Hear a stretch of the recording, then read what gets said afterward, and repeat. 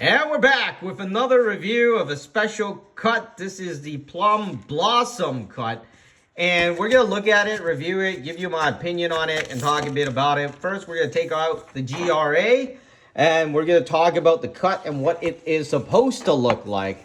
Oh my God, this is a cleared of FL, colored gray D. And then you have the cut, which is this. Now, it looks like a freaking, what's this? 2, 4, 6, 8, 10, 12, 14, 16. It looks like 16 arrows, and then you have another 16. I don't know. It looks like a saw, basically. So that's pretty unique, and that's what they're calling it. This is the Plum Blossom cut, and supposedly that's what it's supposed to look like. This is the back. This is the front. So you see this flower thing out here. So let's take it out, and we'll look a bit more at the thing. It comes with the card and everything else, the common GRA stuff. All right. Ooh, interesting. All right, so this is what it looks like.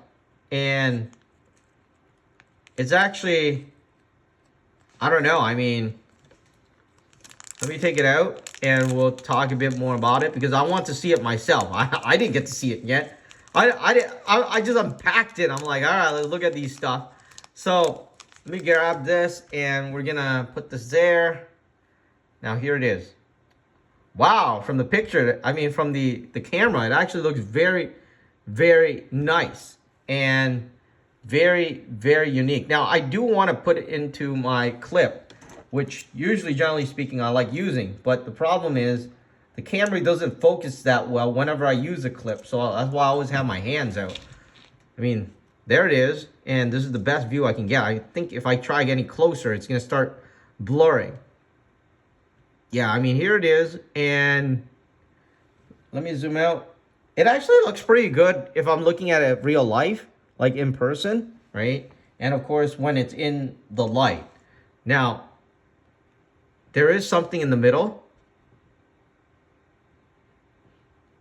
I guess it's supposed to look like it's blossoming, right? I don't know. But it looks very shiny compared to the other ones. And this actually, it's like striking to your eyes. So I like that. I really like that. It's better than some of the other ones that I reviewed before. And let me look at the back. The back is important. The back here, let's see what's happening back here. All right, so you got all these things happening there. There's a lot of cuts right in the middle. I'm not sure if you noticed that, but let me try to get that in there again. So right in the middle, there's actually a lot of cuts, at least 16 different cuts, which looks really cool. Right there, as you can see. So it looks really, really nice. And I guess that's why, I don't know why it looks better in my hands on the camera anyways. See? You can see it much better like this than using the holder that I had. And yeah, I like it. Look at the white shining. But I just like, you can see some stuff in the middle if you focus, right? There is stuff going on there. But, you know, nothing special. I wouldn't give it out as a ring, right?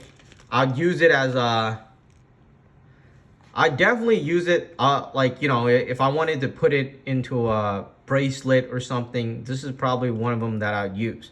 Because it really is sparkly, and especially when once it goes into light, it reminds me of the Brilliant cut, right? So it looks pretty nice. All right, so I put it down here so I could test if it is real Moissanite. And I've tested so many of these, and I've gotten so many of these from China. How much was this one? This one was roughly about $30, right? So the normal ones you could buy for $5, all right? The normal cuts you can buy for $5, which is the cheapest cut. But the unique cuts are more expensive. And I've tested all of these cuts, and I haven't gone a fake Moissanite yet. So, you know, this thing doesn't look like it's something that they want to fake, because I don't think it's worth faking. And damn it, this thing's really bothering me. It keeps slipping. Here's a situation here. Even if I don't press it all the way, it doesn't really matter. Why? Because I already tested other stones, right? If it's glass, it's not going to move at all. This thing is not going to move at all, right? Unless this thing is white sapphire, which is going to stop around 6 or something, right? But, you know, if it's glass, right, this thing won't move at all. So it is real moissanite. How big is it? I've always done this, but I can't figure out what am I supposed to do correctly. But unfortunately, it's supposed to be 6.5, but it's 6.4. I'm not going to complain that much. I mean, 6.5, 6.4, you know, it's pretty much there, right?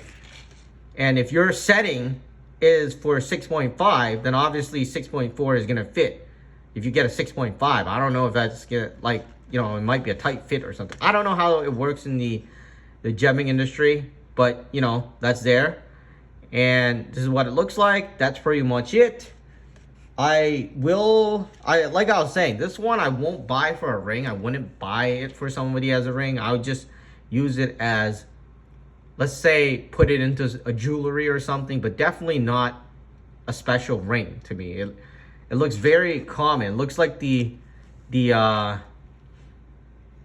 one that you're used to seeing in other rings. So it's not like it stands out. It's super unique or anything. But, you know, it is a unique cut. It's there. And if you're wondering what it looks like, that's essentially what it looks like.